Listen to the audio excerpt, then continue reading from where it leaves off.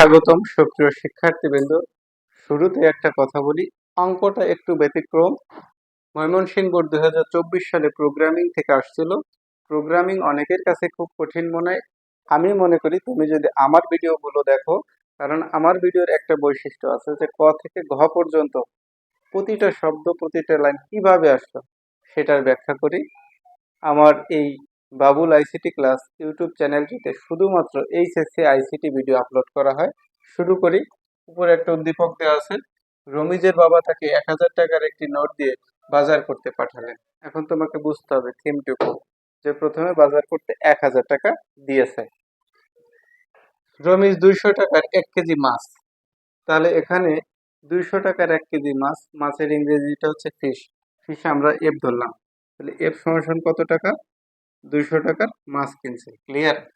ও মাছের 3 গুণের চেয়ে 50 টাকা বেশি, তাহলে মাছ যদি 200 টাকা হয় তার 3 গুণ কত? 600 টাকা।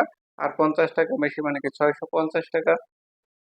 তাহলে এখানে মাংস কিনছে কত টাকার? দেখো, মাংস কিনছে যে আমাদের এই যে ফিশ আছে, ফিশ এর হচ্ছে কত গুণ?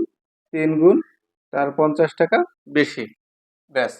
এরপরে দেখো যে মাংস শেষ, এরপরে বলছে যে 50 টাকা দিয়ে নিজের কাছে একটা খাতা কিনলাম। খাতা হচ্ছে কত? 50 টাকা।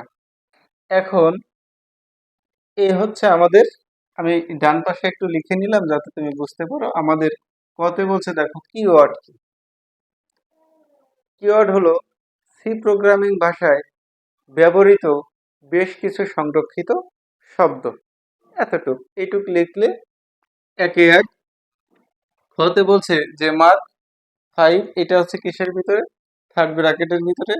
আর মার্ক 4 এটাও থার্ড ব্র্যাকেটের ভিতরে। ব্যাখ্যা করো। আসলে এটা হচ্ছে আমাদের দ্বিমাত্রিক একটা অ্যারে। এই প্রশ্নের উত্তরটা আমার ভিডিওর নিচে দেওয়া আছে, সুন্দর করে তোমরা দেখে নাও। দেখলেই আশা করি বুঝতে পারবে। খতে শেষ 2 নাম্বার। গ, এইটা হচ্ছে আমাদের অঙ্ক। বলছে যে মাছ ও মাংস কেনার পর, এখানে কিন্তু খাতার কথা বলেনি, রমিজের কত টাকা রইলো তা নির্ণয় ফ্লো চার্ট আঁকো।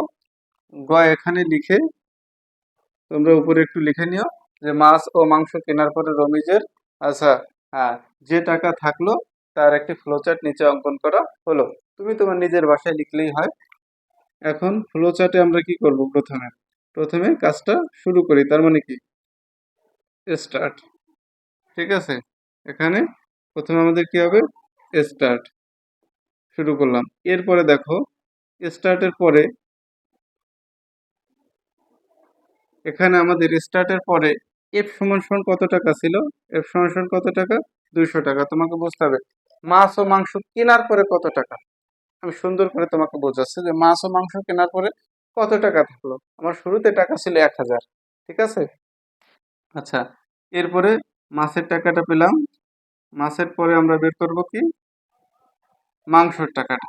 তাহলে মাংসের টাকাটা যদি আমরা বের করি, এম, এম সমান সমান দেখো যে বলছে মাছ যে টাকা, এই যে মাছের টাকা, তার কত গুণ টাকা? 3 গুণ। তার থেকে কত টাকা বেশি? 50 টাকা। এইটা হলো আমাদের মাংসের টাকা।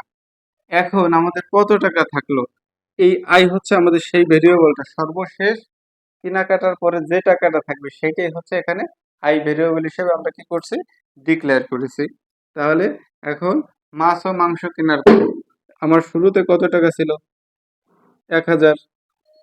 1000 থেকে বাদ যাবে কি টাকা? এই যে সেই আমাদের মাছ ও মাংস, তাহলে এফ। এরপরে যাবে কি? মাংসের টাকাটা, এম। ক্লিয়ার? আমি আবার একটু বলি, এই যে হচ্ছে মাছের টাকা, এই হচ্ছে মাংসের টাকা। মাংসের টাকাটা কি? মাছ যে টাকা তার 3 গুণ, ওই যে স্টার মানে গুণ, কম্পিউটারে যোগ হচ্ছে 50। শেষ। এইবার আই সমান সমান টোটাল যে টাকা শুরুতে ছিল সেই টাকা থেকে মাছ বাদ দিলাম, মাংস বাদ দিলাম। কাজ কিন্তু আমাদের শেষ। এখন আমরা কি করব? এই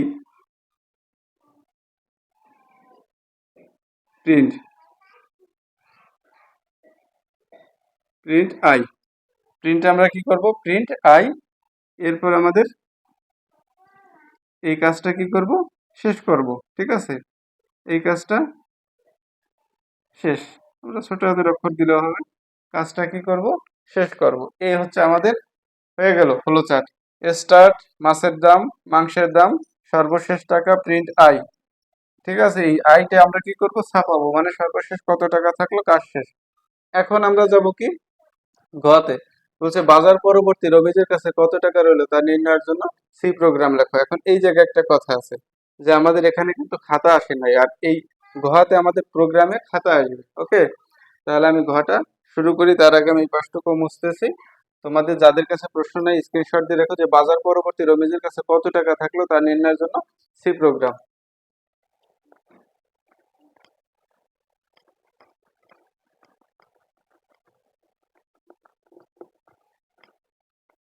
হ্যাঁ, শুরু করি। শুরু করার পূর্বে উপরে একটু লিখে নে, সেটুকু কি লিখবে আমি বলতেছি, সেটুকু লিখে রাখবে যে রমিজের কাছে বাজার পরবর্তী অবশিষ্ট টাকার সি প্রোগ্রাম নিচে লেখা হলো। অথবা তুমি যদি নিজের ভাষায় লেখো, জাস্ট বোঝাতে পারলেই হয়। শুরু করি। এখন আমাদের শুরুতে কি হবে, হ্যাশ ইনক্লুড stdio.এইচ, ক্লিয়ার? আচ্ছা, এইবার আমাদের মেইন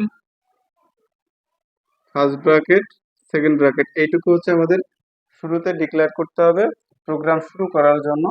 এখন ইন্টিজার আমাদের কি কি আছে এটা একটু দেখি। ইন্টিজার আছে কি আমাদের আই।